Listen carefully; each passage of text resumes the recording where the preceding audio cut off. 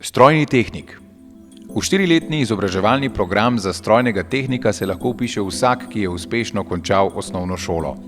Tudi dijaki, ki so v 3 letih poklicnega izobraževanja že pridobili poklic avtoserviser, oblikovalec kovin, orodjar, metalurg ali mehatronik operater, si v 2 letih dodatnega šolanja po programu poklicno-tehniškega izobraževanja prav tako lahko pridobijo naziv strojnega tehnika. Na Srednji šoli Ravne se lahko bodoči strojni tehniki izobražujejo tako v enovitem 4-letnem tehniškem izobraževalnem programu, kot v 2-letnem 3+2 poklicno-tehniškem programu. V novo zgrajeni, sodobno opremljeni šoli bodo dijaki in dijakinje deležni osebne podpore, svetovanja in prijaznosti na vsakem koraku. Pot do poklicne mature bodo lahko prehodili brez stresov, v prijetnem okolju, s pomočjo učiteljev in strokovnjakov, katerih glavni cilj je omogočati dijakom pridobivanje kvalitetnega znanja. Delovna področja strojnega tehnika so raznovrstna in široka. Največkrat so to dela, ki so povezana s konstruiranjem in projektiranjem posameznih strojnih delov, orodij in priprav za proizvodnjo v kovinski industriji. Dijaki in dijakinje v času šolanja uporabljajo različna orodja, stroje in naprave, pridobijo si temeljna znanja iz obdelave, preoblikovanja in spajanja kovin. Glavni delovni pripomoček strojnega tehnika je računalnik, na katerem snuje in konstruira enostavne elemente. Torej se morajo bodoči strojni tehniki naučiti računalniških tehnik risanja in branja tehnične, tehnološke in druge dokumentacije.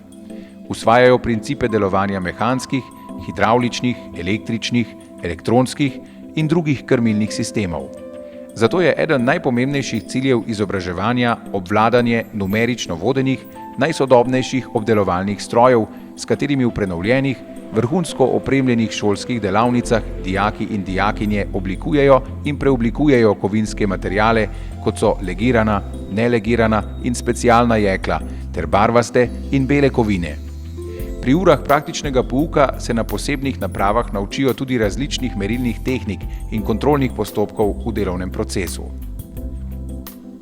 Poleg ostalih splošno izobraževalnih predmetov se učijo specifične strokovne in poslovne slovenščine in vsaj enega tujega jezika.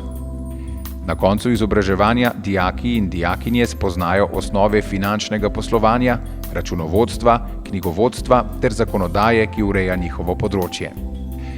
Program je okoljevarstveno naravnan, poudarek je tudi na smotrni rabi energije. Varnost pri delu je stalnica, ki spremlja dijake na vsakem koraku in v celotnem času izobraževanja.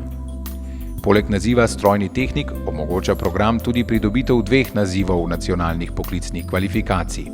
To sta naziva upravljalec strojev ter operater CNC stroja.